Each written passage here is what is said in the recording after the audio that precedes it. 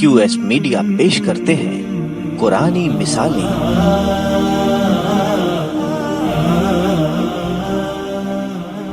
السلام علیکم ورحمۃ اللہ وبرکاتہ۔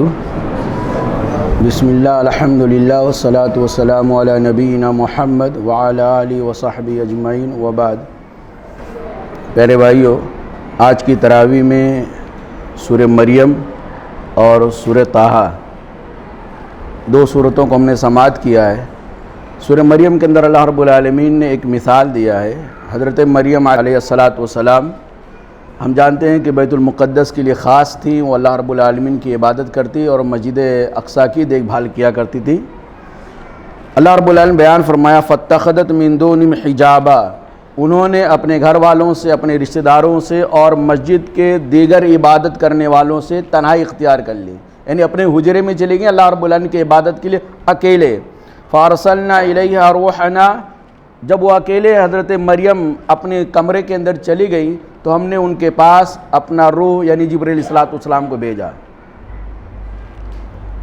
فَتَمَثَّلَ لَهَا بَشَرًا سَوِيًّا، اور جبرائیل علیہ السلام مریم علیہ السلام کے پاس مکمل انسانی شکل میں پہنچے۔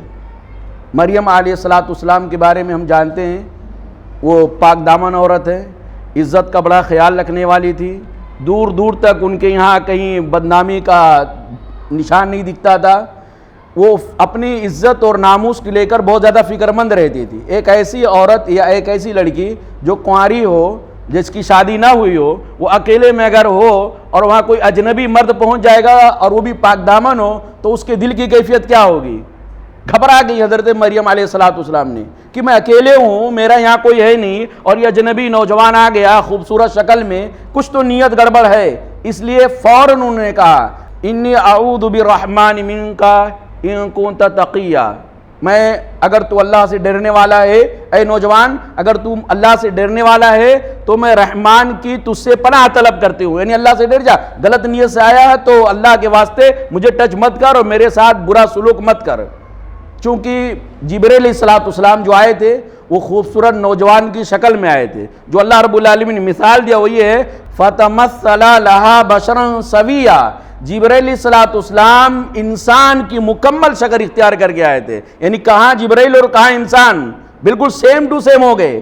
اور اللہ رب العالمین کے وہ جبرائیل علیہ السلام جب مریم کے پاس آئے تو مریم نے کہا میں اللہ کی پناہ طلب کرتی ہوں تم سے اگر تم اللہ سے ڈرنے والے ہو۔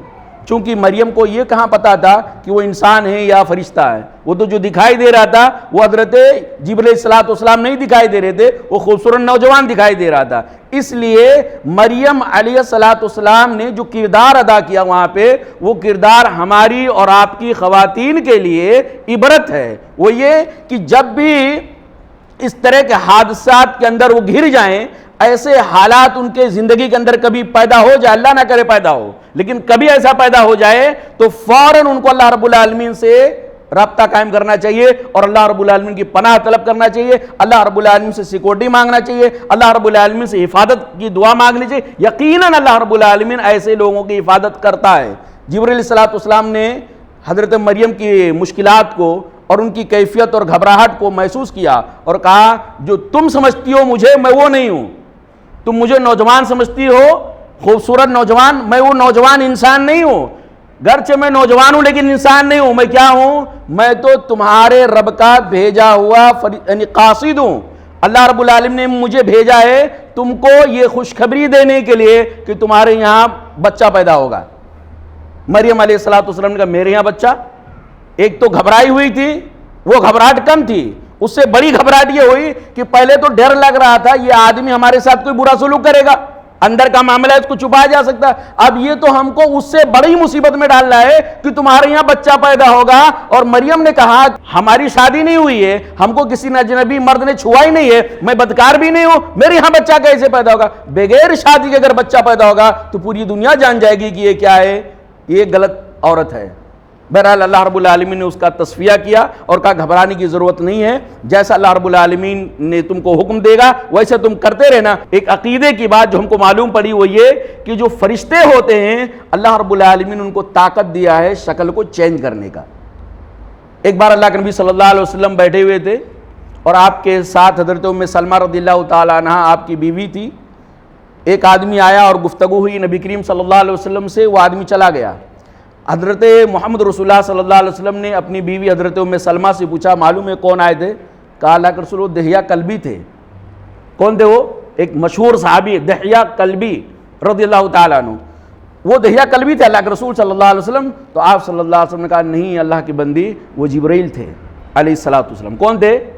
تو جبرائیل علیہ الصلوۃ والسلام محمد رسول اللہ صلی اللہ علیہ وسلم کے پاس جب آتے تھے تو اس کی مختلف کیفیت ہوتی تھی. ان میں سے ایک کیفیت یہ تھی کہ اکثر وہ حضرت دحیہ کلبی رضی اللہ تعالی عنہ کی شکل اختیار کر کے آتے تھے, اور صحابہ کرام کو لگتا تھا یہ دحیہ کلبی ہے, لیکن اللہ کے رسول صلی اللہ علیہ وسلم بتاتے نہیں وہ دحیہ کلبی کی شکل میں حضرت جبرائیل علیہ الصلوۃ والسلام ہیں. ایک درس کے اندر میں نے آپ کو بتایا تھا, قرآنی مثالوں کے حوالے سے اس بات کو اچھے سے ازبر کر لیں کہ مثالوں کے ذریعے سے صرف مشکل بات کو آسان بنایا جاتا ہے.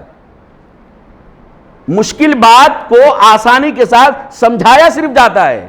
کوئی چیز ثابت نہ ہو اس کو مثالوں کے ذریعے سے ثابت نہیں کیا جا سکتا ہے. جو چیز قرآن کے اندر حدیث کے اندر ثابت نہ ہو اس کو ہم مثالوں کے ذریعے سے ثابت نہیں کر سکتے. یہی چیز یہاں پہ ہے. حضرت موسیٰ علیہ الصلوۃ والسلام کا قصہ ہم نے دیکھا ہوگا اور بہت مزے سے الحمدللہ سنے ہوں گے, زیادہ تر سمجھ میں آ بھی گیا ہوگا کہ فرعون کے دربار میں پہنچے اور موسیٰ علیہ الصلوۃ والسلام نے اپنا معجزہ دکھایا. تو فرعون نے کیا کہا؟ جو فرعون نے کہا اس کے جملے سے فرعون کے اندر کا جو ہوش و حواس کھو جانے کی کیفیت تھی, جو گھبراہٹ تھی, وہ گھبراہٹ اس کے جملے سے ظاہر ہو رہا ہے. کبھی کبھی آدمی کی زندگی میں ایسا آتا ہے کہ جب اس کو کچھ سجھائی نہیں دیتا ہے, حق کا پکا ہو جاتا ہے, تو سلنڈر ہونے کے بجائے, حق کو مان لینے کے بجائے ایسی باتیں بولنے لگ جاتا ہے جو خود نہیں سمجھ پاتا ہے, یعنی اپنی باتوں کو بھی نہیں سمجھ پاتا میں بول کیا رہا ہوں. یہی چیز فرعون نے کیا. فرعون نے کہا حضرت موسیٰ علیہ الصلوۃ والسلام سے اجیتنا لتخرجنا من ارضنا بسحرک یا موسیٰ, اے موسیٰ تم ہمارے پاس آئے ہو تاکہ اپنے جادو کے ذریعے سے ہم قبطیوں کو مصر سے نکال کے باہر کر دو, یعنی جادو کی بنیاد پہ. جبکہ فرعون اچھے سے جانتا ہے اور تاریخ انسانیت یہ بتاتی ہے کہ جادو کے بیس پہ نہ کبھی کسی جادوگر نے کسی ملک کو فتح کیا ہے, اور نہ موسیٰ علیہ الصلوۃ والسلام کے بعد بھی کوئی جادوگر اپنے جادو کے بیس پہ کسی ملک کو فتح نہیں کیا. اور آج تک تاریخ بتاتی ہے کہ جادو کے بیس پہ کوئی ملک فتح نہیں ہوتا ہے. تو فرعون جاننے کے باوجود کیا کہہ رہا ہے, تم ہمارے پاس اس لیے آئے ہو تاکہ اپنے جادو کے بیس پہ ہم کو قبطیوں کو مصر سے نکال دو.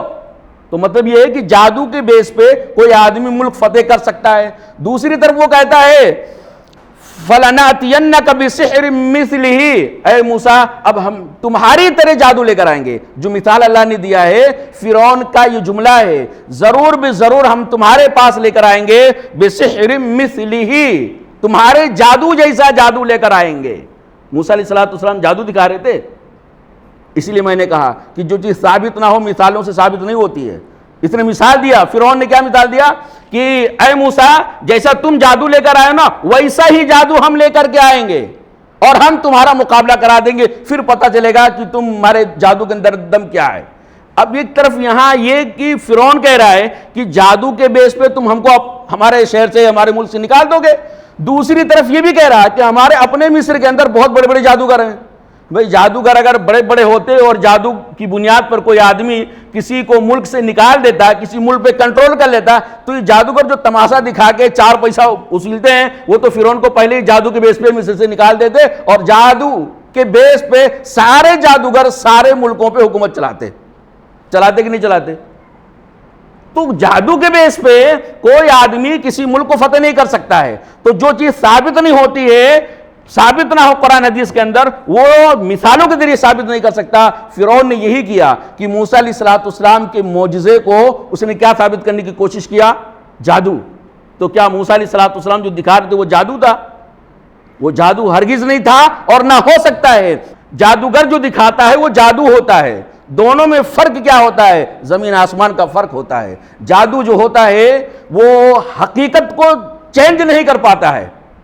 جادو جو ہوتا ہے وہ حقیقت کو چینج نہیں کر پاتا ہے. رسی ہے, دیکھنے والے کو وہ سانپ دکھے گا. لاٹھی ہے, دیکھنے والے کو وہ سانپ دکھے گا. حقیقت میں لاٹھی رہ جاتا ہے اور رسی رہ جاتی ہے. وہ نہ سانپ بنتا ہے اور نہ اژدہا بنتا ہے. لیکن معجزے کا معاملہ ایسا ہوتا ہے کہ وہ شکل ہی چینج ہو جا رہی ہے اور حقیقت بھی چینج ہو جا رہی ہے۔ موسیٰ علیہ السلام نے لاٹھی زمین پہ پھینکا، اب وہ لاٹھی نہیں ہے، حقیقت بھی اس کی چینج ہو گئی اور ظاہری شکل و صورت بھی چینج ہو گئی۔ وہ لاٹھی کا ڈالنا تھا، لاٹھی پہلے جاندار بن گیا، سانپ بنا۔ کیا بنا؟ یعنی سانپ کی شکل اختیار کیا۔ ایسا نہیں کہ وہ لاٹھی ہے دوسروں کو سانپ دکھتا ہے، نہیں۔ موسیٰ علیہ السلام کا جو معجزہ تھا، جادو اور معجزے کے اندر جو فرق ہے وہ یہ کہ معجزہ جو ہوتا ہے وہ حقیقت کو بدل دیتا ہے۔ موسیٰ علیہ السلام کی جو لاٹھی تھی وہ معجزہ تھی، اس لیے وہ لاٹھی جو موسیٰ علیہ السلام نے ڈالا تو وہ لاٹھی سانپ بن گیا اور پھر اس کے اندر جان پیدا ہو گئی، تو دکھائی بھی دے رہا تھا وہ سانپ ہے اور حقیقت میں بھی وہ سانپ تھا۔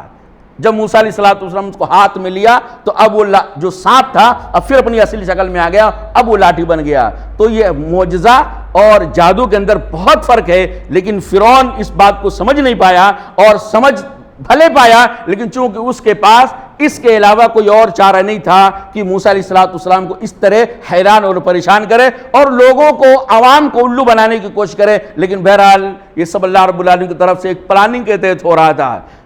فرعون کو نہیں پتا تھا کہ جن جادوگروں کو میں بلا رہا ہوں وہ جادوگر میرے نیچے سے تختہ کھینچ لیں گے، اس کو پتہ نہیں تھا۔ وہ جادوگر موسیٰ علیہ السلام کے کرتب کو دیکھ کر کے، موسیٰ علیہ السلام کے لاٹھی کو سانپ بنتا ہوا دیکھ کر کے حقیقت کو بھانپ گئے اور کہا نہیں، ہم جو دکھاتے تھے وہ در حقیقت جادو ہے، موسیٰ جو دکھا رہے ہیں وہ جادو نہیں ہے، وہ کیا ہے؟ وہ معجزہ ہے، اور اس پر وہ لوگ ایمان لے آئے۔ فرعون نہیں ایمان لایا لیکن جادوگر ایمان لے آئے اور اللہ رب العالمین کے لیے سجدہ کیا۔ میرے بھائیو، اللہ رب العالمین سے دعا کریں کہ اللہ رب العالمین قرآن کریم کی تعلیمات کو سمجھنے کی، قرآن کریم کے عقائد کو اختیار کرنے کی، قرآن کریم کے اعمال کو اپنانے کی توفیق عطا فرمائے۔ قرآن کریم کے اندر جو چیز شرک بیان کی گئی ہے، جو چیز کفر بیان کی گئی ہے، جو چیز منکر بیان کی گئی ہے، اللہ تعالی ہم سب کی اسے حفاظت فرمائے۔ اللہ رب العالمین قرآن کو رمضان میں اور غیر رمضان میں اپنے کو اس سے رشتہ جوڑے رکھنے کی توفیق عطا فرمائے، آمین۔ اقول قولی ھذا استغفر اللہ لی ولکم ولسائر المسلمین فاستغفروہ انہ هو الغفور الرحیم۔ والسلام علیکم ورحمۃ اللہ وبرکاتہ۔